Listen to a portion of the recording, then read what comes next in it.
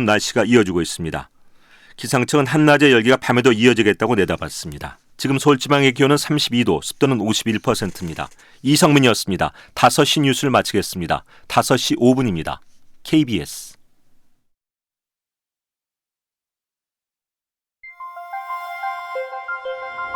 대한민국 중심 채널 KBS 1라디오. Listen, everyone.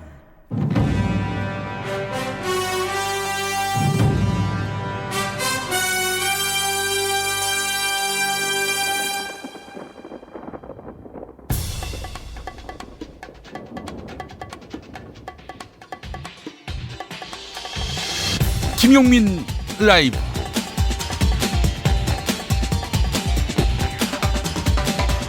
(2019년 7월 23일) 화요일입니다. 안녕하십니까, 김용민입니다. 1421명이 사망한 가습기 살균제 사건, 오늘 2차 수사 결과가 발표됐는데요. 8년 만에 검찰은 34명을 기소했습니다. 2011년에 피해 사태가 불거진 후로 제조와 유통, 판매에 관련된 책임자들에 대한 수사에 꼬박 8년이라는 시간이 걸렸습니다. 1994년에 세계 최초로, 그리고 세계에서 유일하게 우리나라에서만 출시됐다는 가습기 메이트는 17년 동안 무려 980만 통이 팔려나갔습니다. 그 결과 정부 등록 피해자는 모두 6,476명, 그중 1,421명이 목숨을 잃었습니다. 오늘부로 수사는 마무리됐지만 아직도 사람 죽이는 가습기 살균제, 그래서 가습기 살인제가 어떻게 시중에 나왔었고, 어떻게 출시됐고, 치명적으로 유해한 제품임에도 어떻게 팔려나갔는지 명확하게 밝혀진 바는 없습니다. 최초 개발 단계부터 안전성 검증이 제대로 되지 않았고, 그런 상태에서 성급하게 시장에 나왔던 것이죠. 그렇다면 누구 아이디어에서 이 상품이 개발됐고, 누가 허가해서 시중에 풀리게 했고, 누가 피해 호소를 묵살했는지 단호히 문책해야 할 것입니다. 물론 당시 제대로 검증하지 않고 그저 좋다고 광고했던 언론도 반성해야 합니다. 지금도 검색해보니까 2004년 12월 2일자 한 종합일간지 기사에 이런 내용이 검색됩니다. 가습기 전용 살균제를 사용하는 것도 가습기를 더 안전하게 사용할 수 있는 한 방법이다, 이런 기사. 그러면서 큰 피해를 낸 애경 홈클리닉 가습기 메이트, 옥시싹싹 가습기 당번을 액수까지 소개한 기사를 찾을 수 있었습니다. 가습기 메이트, 가습기 당번, 가장 많은 사상자를 낸 살균제 아닙니까? 언론이 검증을 게을리하고 기업의 이익을 대변하다가 이 꼴이 난 겁니다. 아무리 광고 자본의 이익을 대변한다 해도 그렇지, 아닌 건 아니라고 해야 했던 거 아닙니까? 네, 그런 언론이 아쉬운 시대입니다. 당신의 저녁은 아침보다 똑똑하다. 여기는 김용민 라이브입니다. 대한민국에서 가장 겸손한 스피커, 여러분은 지금 KBS 1라디오를 듣고 보고 계십니다. 영상으로도 함께 하실 수 있어요. 유튜브 KBS 1라디오 계정, 그리고 김용민 TV로 함께 해주시기 바랍니다. 유튜브 검색창에 KBS 1라디오 또는 김용민 라이브 검색해 주시기 바랍니다. 자, 그래요. 오늘도 여러분의 선택은 KBS 1라디오 김용민 라이브, 힘차게 달려보겠습니다.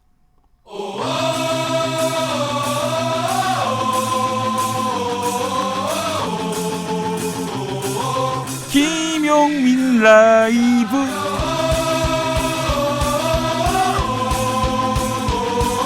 매일 오후 5시 5분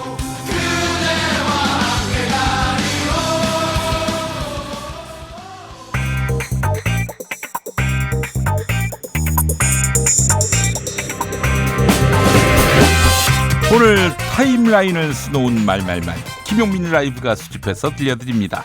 소리로 듣는, 그리고 세상을 읽는 뉴스, 세상의 모든 핫뜨거운 목소리, 그 말말말에 김용민 생각까지도 해서 리뷰하겠습니다. 지금부터 볼륨 업, 귀 쫑긋, 핫소리. 법원의 직권 보석으로 풀려난 양승태 전 대법원장이 어제 석방된 뒤 오늘 처음으로 재판에 출석했습니다. 양승태 전 대법원장은 보석 뒤 첫 재판에 나온 소감을 묻는 취재진 질문에 아무런 대답도 하지 않고 법정으로 향했습니다. 고의로 재판을 지연한 것 아니냐 하는 질문과 법정에서 직접 변론할 생각이 있느냐 이런 질문에도 양승태 전 대법원장은 대답을 피했습니다. 서기호 전 판사는 오늘 TBS 라디오 김어준의 뉴스공장에 나와서 격앙된 어조로 양승태 전 대법원장의 재판 지연을 성토했습니다. 서기호 전 판사는 뻔히 보이는 재판 지연에 대해서 재판장이 그 의도를 알면서도 제지를 못하는 점, 안 하는 점, 이 점도 문제 삼았습니다. 들어보시죠. 예전에 우병우에 대해서 법꾸라지라는 표현을 썼는데 네. 양승태를 비롯한 이제 박병대 피고인 등은 제가 보기에는 법꾸라지 수준을 넘어서서 법조 요괴 수준이다. 법조 요괴. 왜냐하면은 굉장히 더 심한 거죠. 그런데 그거에 대해서 재판장이 그 알면서도 그러니까요. 제지를 못한 거예요. 재판 지연의 목적이 분명히 보일 때는 안 받아주잖아요. 네, 그렇습니다. 근데 이건 재판 지연의 전략을 모조리 다 동원한 거 아닙니까? 그래서 결국 풀려난 거예요. 시간을 계속 흘려보내서 분위기가 바뀔 때까지 재판을 계속 끌고 가겠다 이런 거 아닙니까? 전략은? 어떻게 보세요?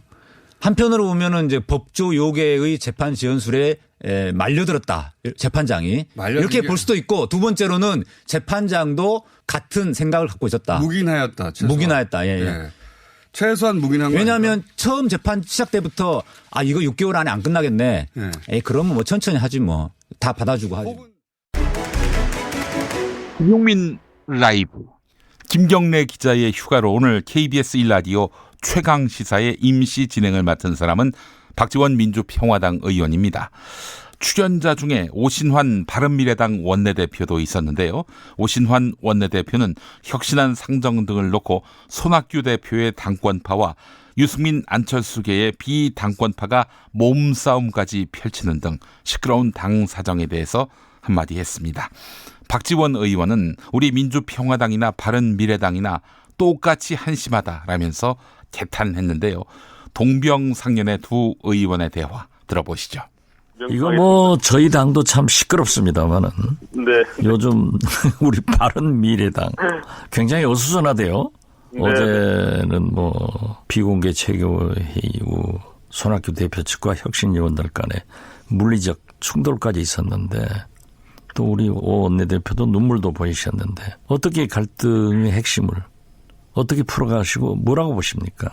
저희 뭐 당의 얘기를 할 때마다 참 송구스럽고 죄송한 마음인데요. 이게 뭐 당이 좀 민주적으로 운영돼서 당이 추구하는 방향 그리고 국민들께 신뢰를 줄 수 있는 그런 믿음을 좀 보여드려야 되는데 여전히 그 갈등이 계속 증폭돼가는 과정으로 가고 있어 정말 안타깝고요. 현재로서는 뭐 사실 뭐 특별한 대응책이 사실 불비합니다. 이제 손학규 당 대표께서 좀 대승적 차원에서 이 부분에 대해서 당을 좀 민주적으로 운영해 주셨으면 좋겠다 이런 생각을 갖고 있습니다. 예.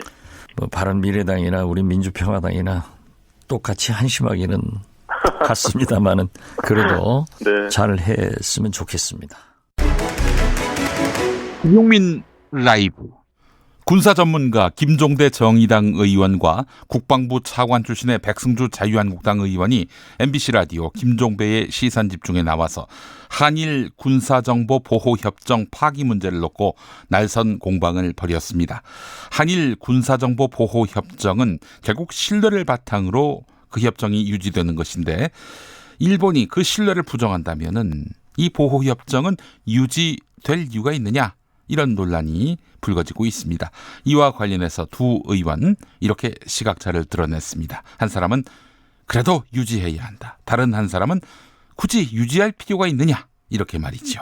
들어보시겠습니다. 지소미아의 필요성에 대해서 현 정부가 인정을 했는데 한국과 일본 간의 무역 마찰이 진행되는 과정에서 우리가 일방적으로 파기한다는 것은 일본과의 어떤 관계에도 엄청나게 불길에 기름을 붓는 격이고 더 중요한 것은 한국과 일본의 지소미아 체결에 사실은 미국의 역할이 굉장히 컸어요. 네, 그렇죠. 한국과 미국과의 어떤 안보적 신뢰관계, 안보관계, 동맹관계도 이 카드를 내밀고 카드를 흔드는 순간부터 굉장히 위험한 상황이 만들어지죠. 그건 안보 우방국들끼리 하는 거예요. 네, 그렇죠. 근데 지금 일본의 화이트리스트 배제라는 것은 대한민국을 안보상 못 믿을 나라, 네. 전략물자 빼돌리는 나라. 그러니까 마땅히 어떤 무역에도 제한을 가해야 되는 안보 논리로 다가오고 있어요. 그런데 일본이 그런 법적 제도적 조치를 하는데 네. 그런 게 안보의 우리 파트너 국가가 아니라고 일본이 저러는데 그렇다면 지소미아는요 그 자체로 파기고 뭐고 할 것도 없이 이미 그 기반은 와야 된 거예요. 지소미아는 한일 군사정보보호협정을 일컫는 말입니다. 이번 참의원 선거는 아베의 사실상 패배다. 무역전쟁 오래 못 간다. 이런 주장이 나왔습니다. 민주당 오자와 이치로 대표의 국제담당 사설비서로 7년 동안 근무했던 김숙현 국가안보전략연구원 대외전략연구실장은 어제 YTN 라디오 이동형의 뉴스 정면승부에 나와서 아베가 파기하려는 평화헌법은 일본 사람들에게 매우 자긍심이 있게 받아들여지는 것이라면서 평화헌법 폐기에 대해서는 국민적 공감대를 형성하지 못했다 이렇게 지적했습니다. 특히 일본인은 전쟁하지 않고 평화롭게 살아야 한다고 어렸을 때부터 배웠기 때문에 전쟁 가능한 일본으로 바꾸려는 아베의 의도에 대해서는 회의적일 것이다 이렇게 판단했습니다. 김숙현 실장의 발언 들어보시죠. 하나는 이제 아베의 신임을 묻는 중간 선거적인 성격이 있었고요. 예. 또 하나는 이제 개헌 여부를 묻는 그런 성격의 선거였습니다. 예. 그런데 이제 어쨌거나 과반수 이상을 차지했다라고 하는 점에서는 아베 정부를 신임한다라고 볼 수 있겠고요. 예. 그러나 이제 개헌 이제 그 발의선이 3분의 2에 미치지 못했다라고 하는 것은 결국 개헌에는 그렇게 동조를 받지 못했다. 그렇기 때문에 반쪽 승리다. 어떤 면에서는 뭐 사실상 패배다. 이렇게 평가를 하는 것 같습니다. 예. 사실 일본 국민들은 그 과거서부터 헌법 개정에 대한 의지가 그렇게 크지 않았습니다. 예. 지금도 이제 여론조사에서 보면 알겠지만 찬성하는 사람들이 거의 한 40% 미만이고요. 반대도 마찬가지입니다. 그러니까 일본 헌법을 이제 보통 평화 헌법이라고 이렇게 이야기를 하는데요. 예. 그 일본이 이제 바로 전쟁을 하지 않는 국가다 이런 뜻에서 일본 사람들이 이제 평화 헌법이라고 이제 부르고 있고 이 점을 매우 과거서부터 자긍심 있게 이제 받아들였습니다. 예. 2020 도쿄올림픽 조직위원회 등이 올림픽 선수단에게 후쿠시마산 농수산물을 제공하겠다고 최근 밝혔지요. 이에 대해서 국내 원자력 전문가가 말이 되는 소리냐? 라면서 맹렬하게 비난했습니다. 8년 전 원자력 발전소 폭발 사고로 방사능에 오염된 후쿠시마는 아직도 복구 중인데 거기서 나온 농수산물을 어떻게 먹을 수 있느냐 이런 이야기입니다. 2기 원자력안전위원회 위원 출신인 김익중 동국대 의대 교수는 오늘 CBS 라디오 김현정의 뉴스쇼를 통해서 후쿠시마 원전 사고 후 사람이 먹을 것에 대한 기준치를 20배 올렸다. 일본이. 국민 전체를 피난시킬 수 없으니 그렇게 기준치가 올라가는 것이다. 이렇게 지적했습니다. 그렇게 올라간 기준치로 후쿠시마와 인근 지역의 벼농사는 이미 3년에서 4년 전 시작했고 여기서 생산한 쌀을 일본 전 지역의 편의점 등의 도시락과 김밥 재료로 납품한 사실 얼마 전 KBS가 보도했었지요. 김익중 교수는 방사능에 오염된 농토에서 흙을 5 내지 10cm 긁어내고 농사를 짓는데 그렇게 걷어낸다고 방사능 위험이 완전히 없어지겠느냐 이렇게 목소리를 높였습니다. 김익중 교수 인터뷰 들어보시죠. 원전 사고 난 지 한 3, 4년 후부터는 쌀 생산을 이제 재개를 했습니다. 그리고 유통도 시켰고요. 그렇군요. 예. 이제 국내 취재진이 방문을 해보니까 방사능 오염토가 가득 쌓여 있는 거, 그래서 거길 덮어놓고 그 옆에서 쌀 농사를 짓고 있더라. 이런 사진이 취재진에 의해서 찍히기도 해서 우리가 놀랐어요. 예. 이러면 이건 괜찮은 겁니까? 안 괜찮죠. 그러니까 방사능에 오염된 식품이 생산되는 겁니다. 근데 그걸 먹는 거죠. 일본 국민들이 나눠서. 예. 그 방사능에 오염된 음식 섭취를 하면 암 발생 증가가 되고요. 예. 그다음에 유전병 증가도 일어납니다. 일본에서 그런 일이 지금 일어나고 있냐? 일어나고 있어요. 그래요. 그러니까 일본의 의사들이 일본 국내 그 의학 자료들을 가지고 예. 한국 국회에 와서 발표한 적이 있습니다. 예. 그 내용을 보면 뭐 백혈병뿐만 아니고 갑상선암, 유방암 여러 가지 암들이 증가하고 있다. 교과서에 나와 있는 그대로 지금 일본에서 진행 중이에요. 브라운 아이즈의 가지마 듣고 오겠습니다.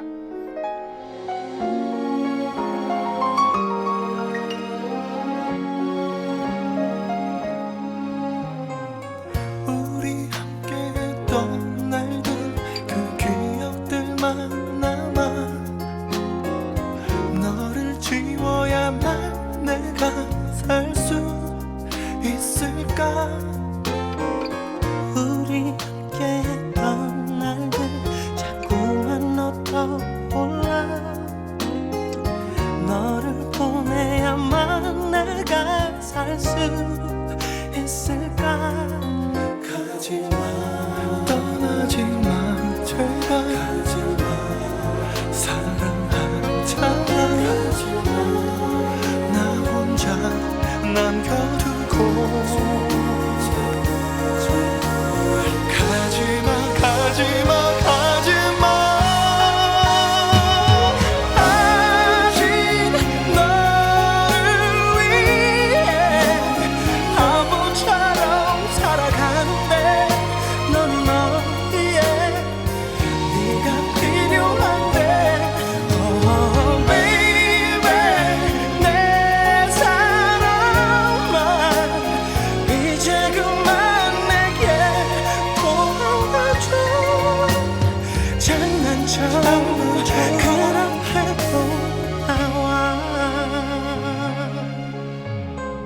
항상 너만을 위해 네, 가지마 어딜 가지 말라는 걸까요? 예. 자, 김용민 라이브 함께하고 계십니다.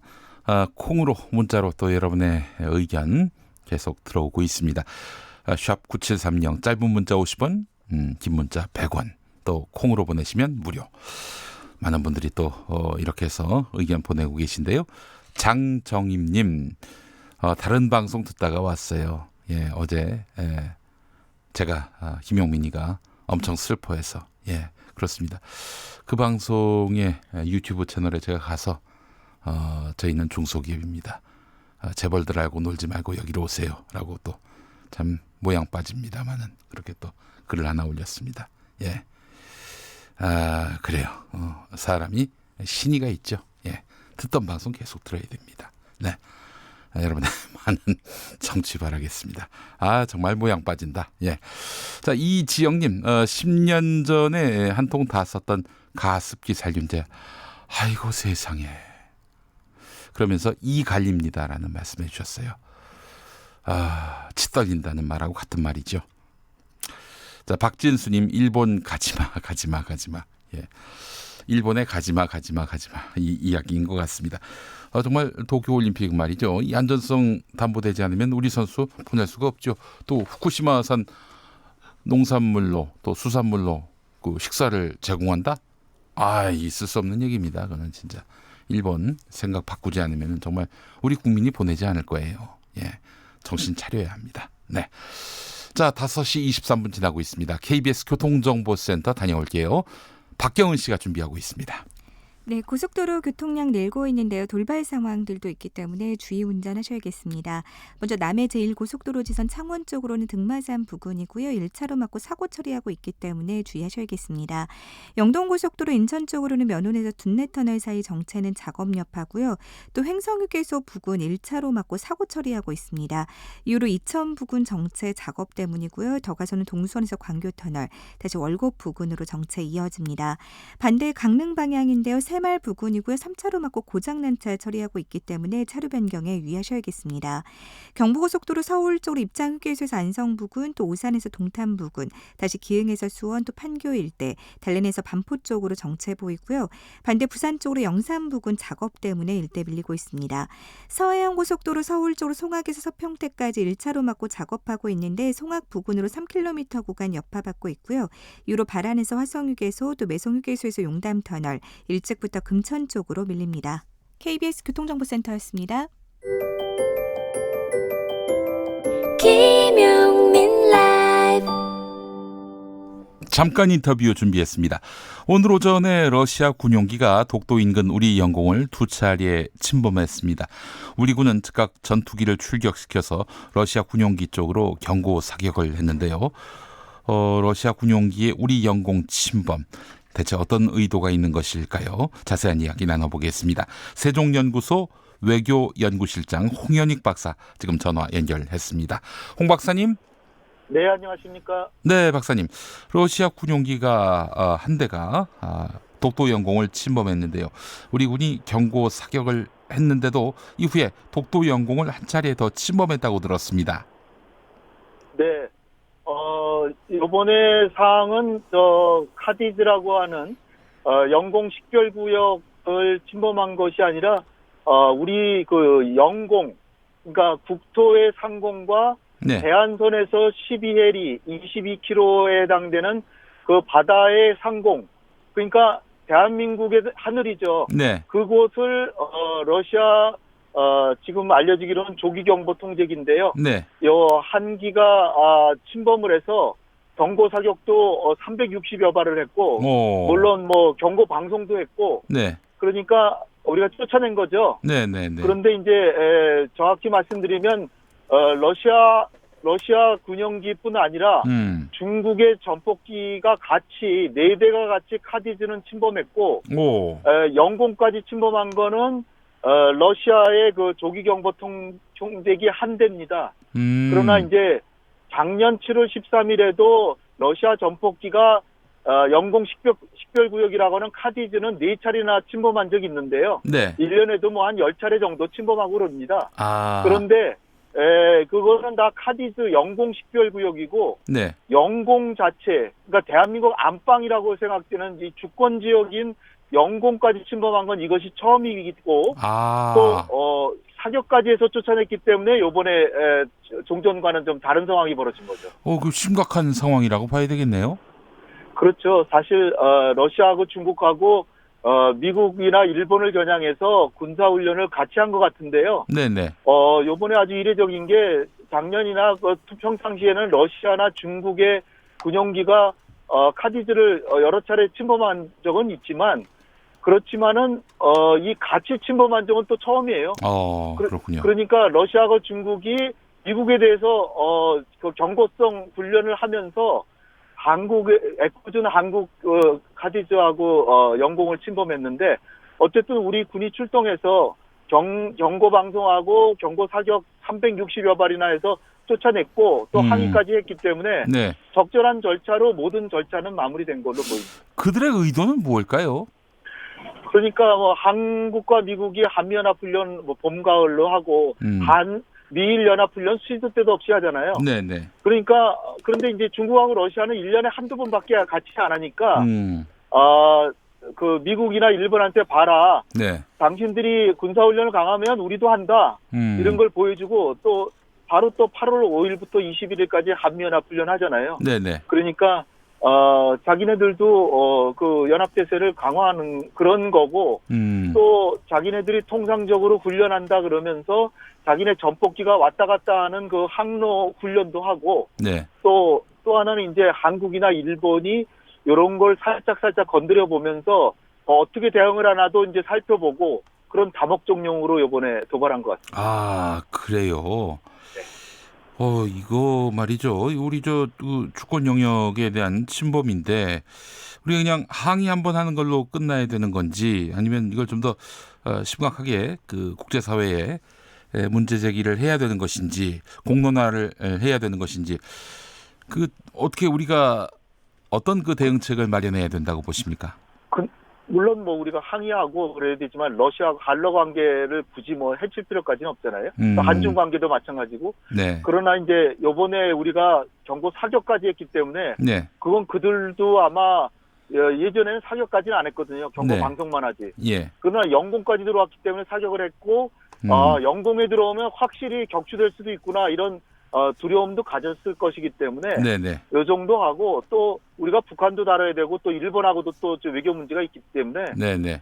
주변 강국들하고 다 이렇게 뭐 이렇게 목소리 높일 필요는 없다. 네. 그러나 우리가 적절한 절차를 했기 때문에 이 정도 하고 또 계속 우리 영공은 지켜야죠. 네, 알겠습니다. 일시적인 도발로 봐야 된다. 네, 그럼요. 그 카디즈는 1년에 10번 이상씩 왔다 갔다 합니다. 네. 그리고 카디즈라고 한 거는 한국만 있는 게 아니라 일본, 중국도 다 있거든요. 자디즈, 차디즈.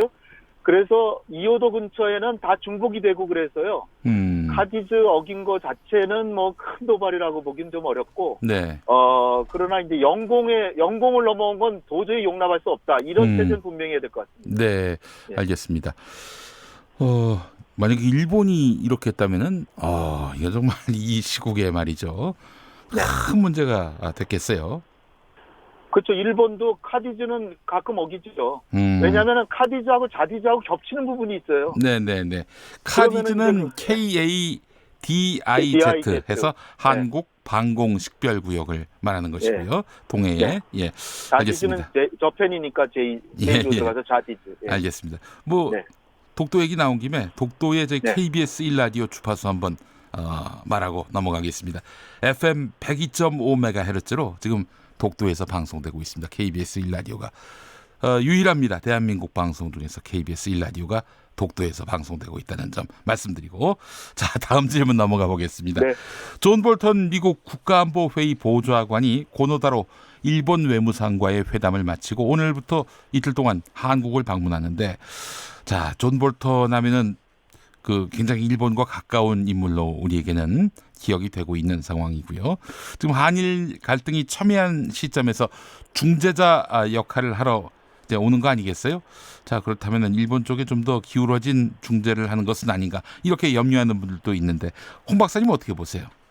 뭐 당연히 볼트는 일본 편일 가능성이 있는데요. 그럼에도 불구하고 트럼프 대통령이 분명히 한 게, 문 대통령께서는 중재 의사를 벌써 이미 오래전에 밝힌 바 있고, 아베도 원한다면 중재하겠다 뭐 이렇게 했는데, 그러니까 트럼프가 시켜서 온 거기 때문에 뭐 볼턴이 뭐 자기 멋대로만 할 수는 없을 겁니다. 그리고 이게 존 볼턴이 만약에 중재를 한다면 그 중재는 트럼프 대통령이 승인한 중재안이다, 이렇게 봐야 그럼요. 되겠군요. 네, 예. 그리고 이를테면 뭐 백색 국가 명단에서 제외하지 마라 뭐 이런 얘기를 하는 쪽이지, 더 한국 요번에 골탕 좀 먹여라 이렇게는 못했을 겁니다. 예. 그러니까 너무 우려할 건 없고요. 미국이 나서는 것 자체가 우리한테는 아무리 볼턴이라도 나쁜 건 아니고요.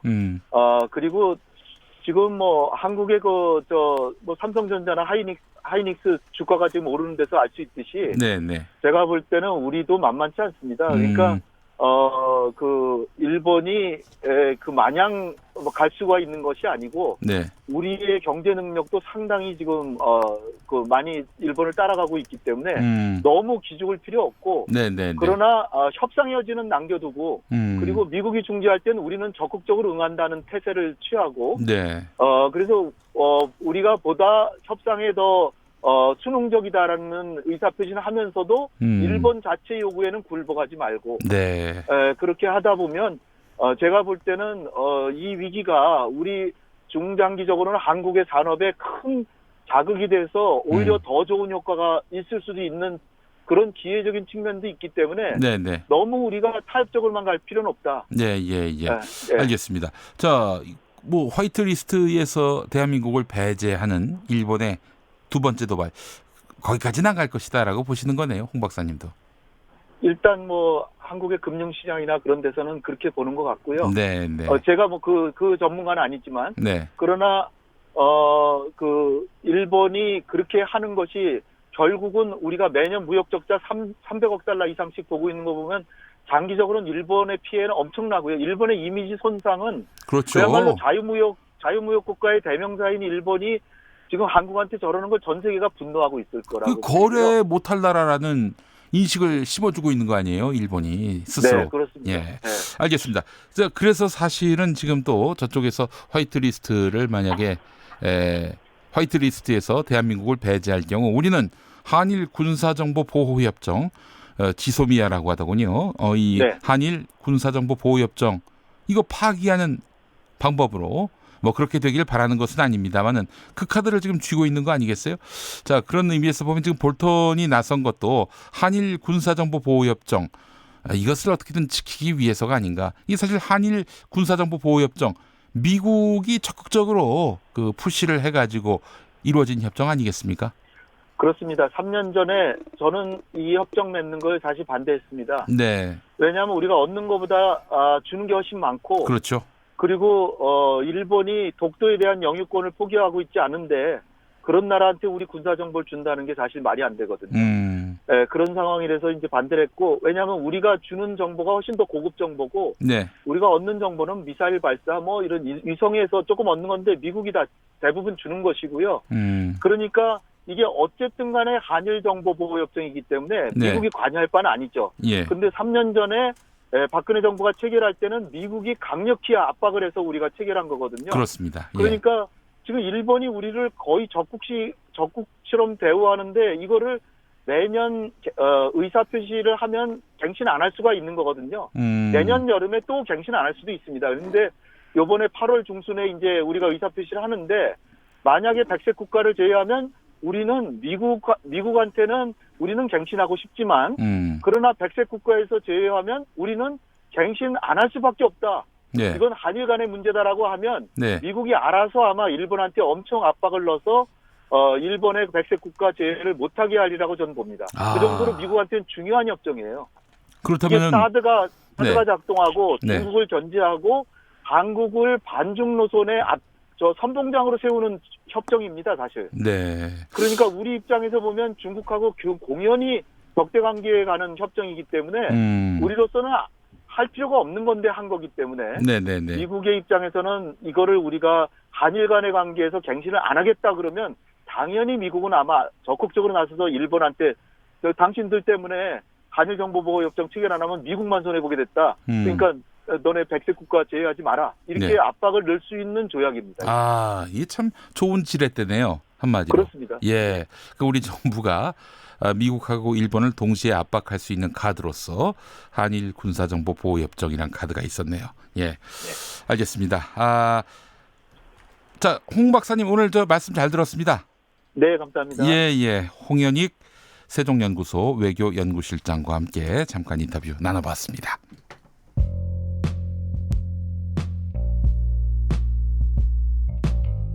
당신의 저녁은 아침보다 똑똑하다.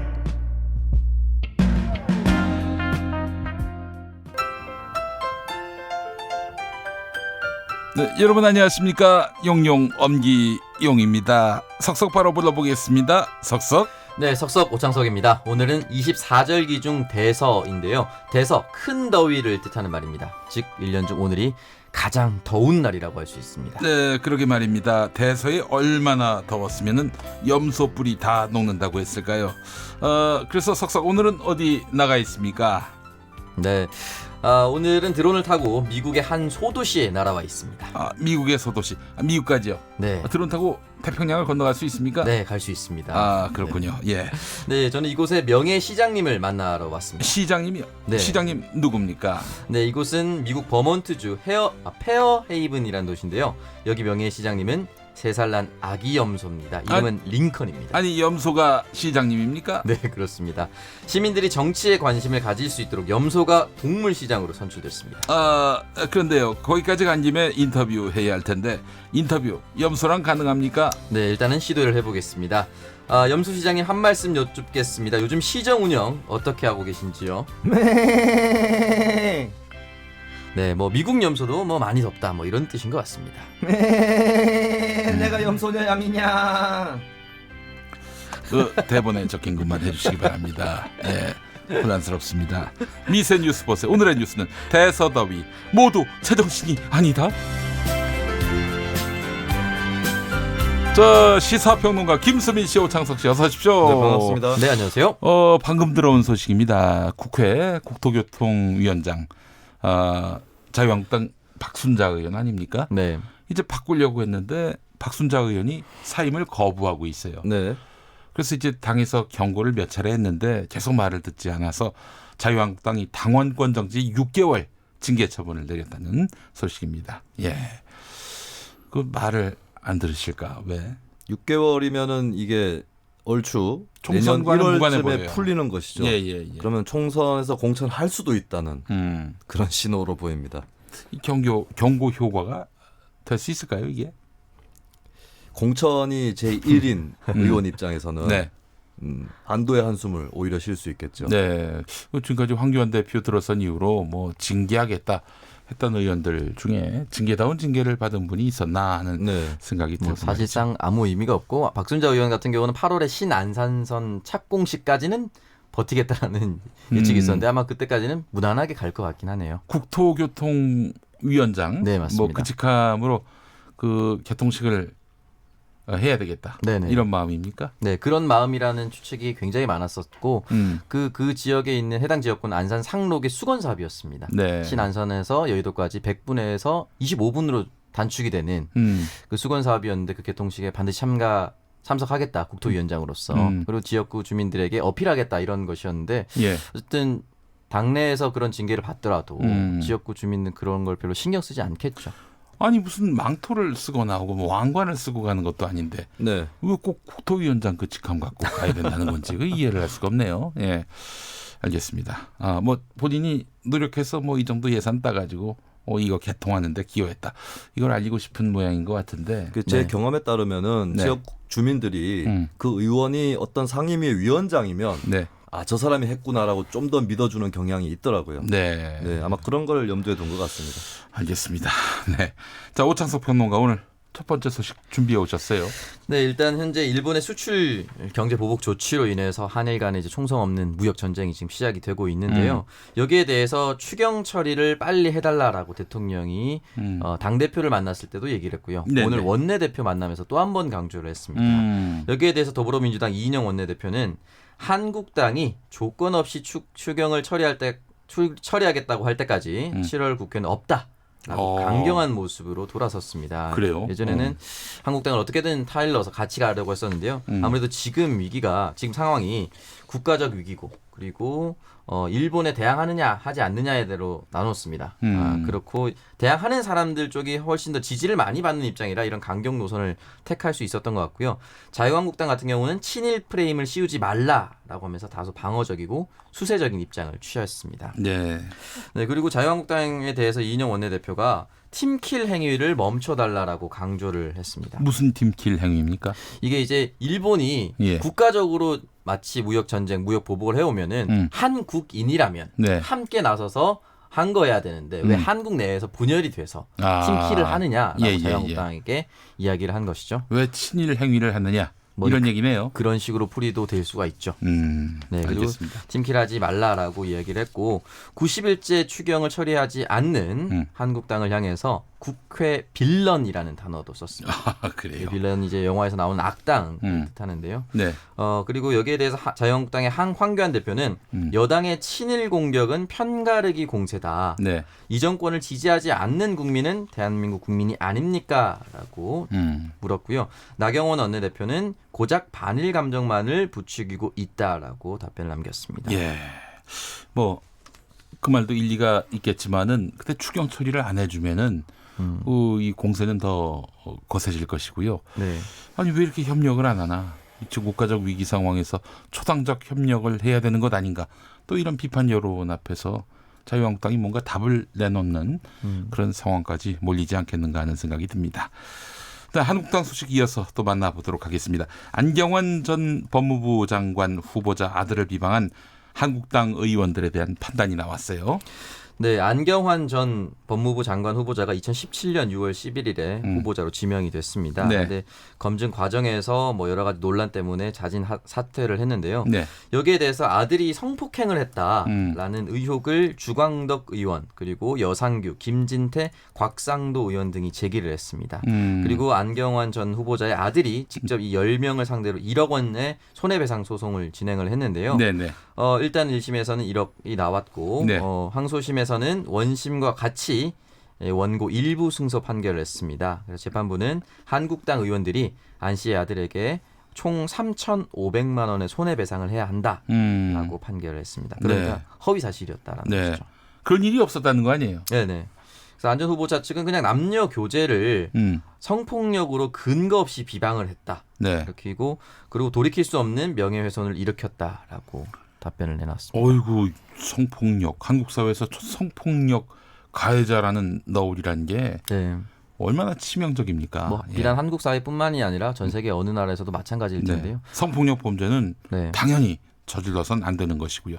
그만큼 성폭력 가해자로 낙인 찍힌 사람들에 대한 또 사회적 시선이 매서운 것도 그런 이유인데, 근데 아무 잘못도 없는 사람을 그렇게 뭐 성폭력범으로 몰아버리는 거, 이거는 또 중대한 명예훼손이 아닐 수 없어요. 네, 맞습니다. 예. 그래서 아마 재판부도 이런 원고 승소 판결을 내린 거라고 생각합니다. 네, 알겠습니다. 자, 김수민 평론가, 다음 소식 뭡니까? 네, 여행업계에도 일본 불매 마케팅이 등장할 정도로 지금 일본 여행의 취소가 줄을 잇고 있습니다.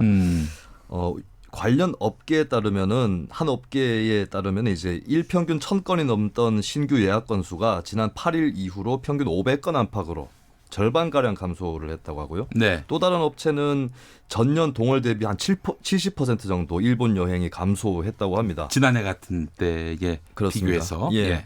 그러면서 이제 동남아 노선을 주로 다루는 여행사나 관광업계에서는 활기가 돌고 있고요. 예. 일본 여행 대체제로 말레이시아, 호주 그리고 제주도를 포함한 국내 여행객들은 증가하는 분위기입니다. 아, 그래요? 네, 그러면서 또 한 여행사에서는 일본 여행 취소 고객을 대상으로 오는 8월 15일 광복절까지 현지 투어 50% 할인 혜택을 제공하기로 그렇게 결정을 했다고 합니다. 아, 그래요? 네, 일본 여행을 구매했던 내역과 취소 인증 내역을 함께 제시하면 네, 50% 할인을 하는 것이죠. 그래요. 하여튼 뭐 진짜 이 여행을 가지 않는 것이 일본에게 가장 큰 타격을 가하는 것이다. 이런 이야기가 있었어요. 그래서 일본 여행 뭐 줄을 잇는 것 같습니다. 이 취소 사태가.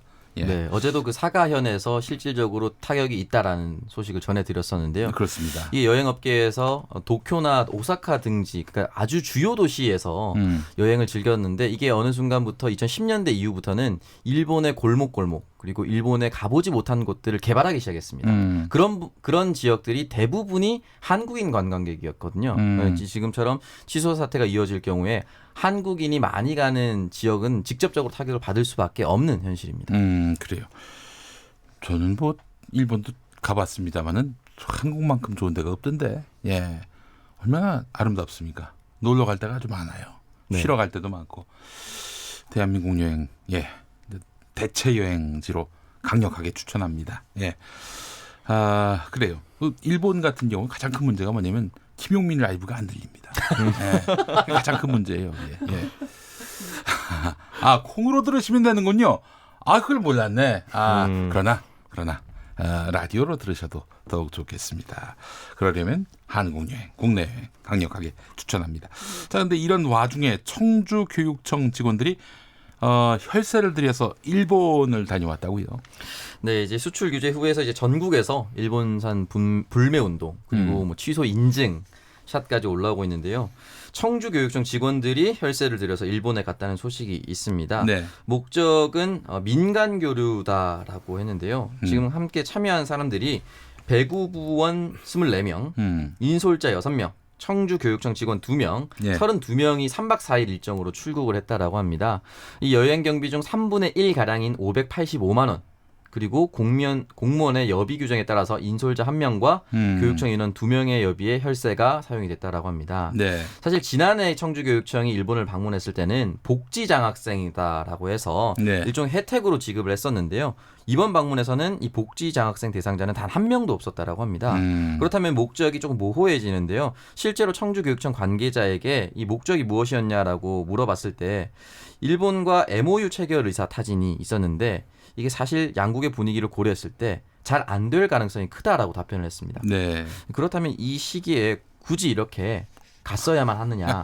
안 될 것 같은데 왜 갔대요? 그렇죠. 그러니까 또 사실 1박 2일 일정이었으면 회의만 하겠다라는 또 이유가 나올 수가 있는데 이게 지금 3박 4일이거든요. 네. 그러니까 3박 4일 회의하기에는 좀 어렵잖아요. G20도 그 정도 일정이거든요. 전 세계 정상들이 모여도 3박 4일 동안 MOU 체결 의사를 타진하려고 했던 모양이죠. 예. 네, 그래서 사실은 여기에 대해서는 굳이 정부 지자체가 나서서 이런 상황에 갔어야 되나라는 비판이 일고 있습니다. 네, 그래요. 분위기 파악을 못 하셨네. 네.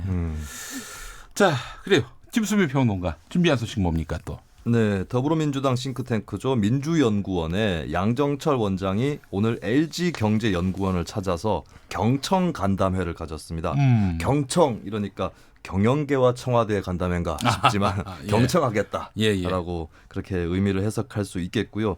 이날 있었던 발언 중에서 양 원장이 간담회 끝나고 나서 기자들한테 한 얘기가 또 주목을 받고 있습니다. 네. 재벌과 대기업을 분리해서 보는 시각이 필요하다라고 이야기를 했는데요. 네. 재벌의 부정적 측면은 극복해야 하지만 대기업의 국가 경제에서의 역할 경쟁력을 키워나가는 것이 지금처럼 경제를 엄중히 볼 시점에서 대단히 중요하다. 그러니까 재벌 개혁은 해야 되지만 대기업의 경쟁력은 또 국가가 나서서 키워줘야 한다. 뭐 이런 입장을 또 얘기를 하게 된 것이죠. 예, 그러면서 당에 돌아가서 정부와 의논할 것이 있으면 하겠다라고 전했습니다. 네, 친기업 행보인 것 같습니다. 어떤 의도라고 보세요? 근데 이것이 명확하게 무엇을 의미하는지는 앞으로의 정책들을 봐야 될 것 같고요. 그러니까 재벌과 대기업을 분리해서 봐야 된다고 했기 때문에 뭐 친재벌 행보를 가지는 않겠다라고 볼 수는 있겠죠. 네. 그리고 이제 한국의 산업 생태계를 사실 우리나라의 문제가 중소기업이 너무 약하고 대기업이 강하다 이렇게 진단하시는 분들이 있는데 어떻게 보면은 그 생태계 자체는 긍정하면서 대기업을 일단 지원을 하면서 해나가겠다 이렇게 풀이할 수 있을 것 같습니다. 네. 그렇지만 또 재벌 개혁 이 부분과 관련해서 혹은 잘못된 신호를 줘서는 안 될 거라고 봐요. 재벌 개혁 없이 어떻게 우리 경제가 한 단계 더 도약할 수 있겠어요? 근데 우리나라에서는 진보나 좌파 계열의 네. 학자나 지식인 중에서도 재벌 자체가 문제는 아니다라는 또 입장을 갖고 있습니다. 그래서 여러분들 또 이걸 이분법으로 보시지 마시고 재벌이나 대기업 또 중소기업에 대한 각각의 세력들의 입장들을 한번 고루 한번 살펴보시면 좋을 것 같네요. 이분법으로 봅시다. 김수민 씨. 없어 보이잖아요. 이분법이라고 하면. 우리 그런 사이 아니잖아. 저하고 김용민 씨는 이분법입니다. 예. 김수민 씨. 흑백입니다. 흑백. 우리가 그런 사이 아니잖아. 일도 양단으로 보세요. 이분법으로 한번 보자고. 알겠습니다. 예, 그래요. 자, 오창석 평론가 다음 소식 뭡니까? 네, 문재인 정부 들어서 지난 2년간 공공부문에 있어서 비정규직 18만 5천여 명이 정규직 전환 결정을 받은 것으로 나타났습니다. 당초 현 정부가 출범할 당시 20만 5천 명을 공약으로 내세웠었는데요. 당초 계획의 90% 이상을 집권 만 2년 만에 달성하게 된 것입니다. 현재까지 완벽하게 정규직으로 전환이 완료된 인원은 15만 7천 명. 그러니까 전체의 84.9%고요. 아직 인원의 차이가 나는 이유는 기존 용역 계약이 끝나지 않았기 때문에 만료된다면 훨씬 더 빠르게 올라갈 것으로 보입니다. 네. 그리고 정규직 전환자에게는 월 20만 원 이상의 임금 인상 효과가 있었고요.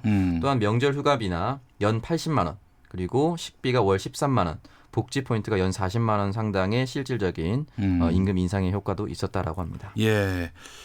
뭐 하여간 여러 가지 논란도 있었고 또 뭐 이거 너무 추진이 안 되는 거 아니냐 이런 뭐 지적도 있었는데 90%나 달성했군요. 네, 예, 굉장히 빠르게 달성을 했고 결국은 이제 이게 생계와 직접적으로 연관된 것입니다. 직업의 안정성이기 때문에 네. 빠르게 진행돼야 된다고 봅니다. 알겠습니다. 자, 오늘 노회찬 전 의원 서거 일주기입니다. 예, 김수민 평론가. 네, 노 전 의원의 소속 정당인 정의당의 입장에 또 조명이 쏠릴 수밖에 없었는데요. 오늘 정의당이 의원총회를 갖고 노회찬 대표를 추모하면서 앞으로의 노선이라든지 계획 이런 것들을 또 다짐을 했습니다. 심상정 정의당 대표는 노회찬 대표님께서 최초로 교섭단체가 되어서 저에게 만들어주신 정계특위위원장 자리를 내려오는 날 포기이라고 밝히면서 그동안의 정치개혁 과제를 제 손으로 마무리하지 못하고 내려오는 것이 못내 아쉽고 송구스럽다라고 하면서 선거제도 개혁을 반드시 완수하겠다 이런 약속을 내놨습니다. 그리고 윤소아 정의당 원내대표는 노 대표님께서는 평생을 민주화와 노동운동, 진보정당운동에 헌신했다라고 하면서 우리 사회의 투명인간, 그러니까 사회적 약자나 소수자를 얘기하는 것이겠죠. 투명인간들에게 제 모습을 찾아주는 것이 당의 임무라고 이야기하셨다라고 밝혔습니다. 네, 알겠습니다. 자유한국당 김성태 의원 불구속 기소됐는데 오늘 검찰 앞에서 1인 시위를 벌였어요. 네, 서울 남부지검 앞에서 1인 시위를 하선했는데요. 검찰 수사에 대한 반발입니다. 정치검사, 부역검사라고 칭하면서 피의 사실 공표한 것에 대해서 즉각 수사를 해야 한다라고 이야기를 했습니다. 근데 이제 1인 시위이긴 했는데요. 장제원, 이은재, 이미자 등 자유한국당 동료 의원들이 함께를 했고 김성태 의원의 지지자 10여 명도 함께 참석을 했다라고 합니다. 네. 피를 토하는 심정으로 국민 앞에 섰다면서 업무방해, 직권남용이 다 안 되는 것을 알면서도 일단 기소부터 하자는 심산으로 검찰이 어제 무리한 기소를 강행했다라고 1인 시위에 나선 이유를 설명했습니다. 네. 재판정에서 논전이 뜨겁겠네요. 네. 근데 일단은 1인 시위에 앞서서 이 제기된 의혹들, 이 의혹에 대한 좀 구체적이고 또 실체가 뚜렷하게 보이는 그런 해명을 했으면 좋겠다는 그런 생각도 드는데요. 예, 알겠습니다. 자, 562번 쓰시는 분 김용민 씨 생가여행 적극 추천합니다라고 하셨습니다. 재개발된 걸로 알고 있어서 불가능할 것 같습니다. 생가가 재개발됐나요? 예, 그렇습니다. 예. 자, 그래요. 생가 터 복원 이런 운동이라도. 내가 뭐라고? 예. 그래요. 민의 한수로 갑시다. 민의 한수. 네, 아까 전에 자유한국당의 정부 공격을 이제 여당이 팀킬이라고 부른다라는 소식이 있었는데요. 네. 일본 정부는 팀킬을 포기하라. 네, 한일도 공동체입니다. 네, 같은 공동체 구성원들을 공격하고 있기 때문에 일본 정부가 팀킬을 포기하시기 바랍니다. 그렇죠. 동북아시아 평화 공동체가 돼야 마땅한데 말이죠. 자, 서기한수. 노회찬 의원이 전기 용접 기능사 자격증을 가지고 있습니다. 그래서 용접공으로 활동했는데 그의 이상과 현실이 용접되는 날을 꿈꿉니다. 아, 이상과 현실이 용접되는 날. 합체되는 날. 네, 알겠습니다. 자, 김수민 평론가, 오창석 평론가 수고하셨습니다. 고맙습니다. 미세 뉴스 보세까지 해서 1부 마무리하겠습니다. 6시 5분 2부에서 다시 옵니다.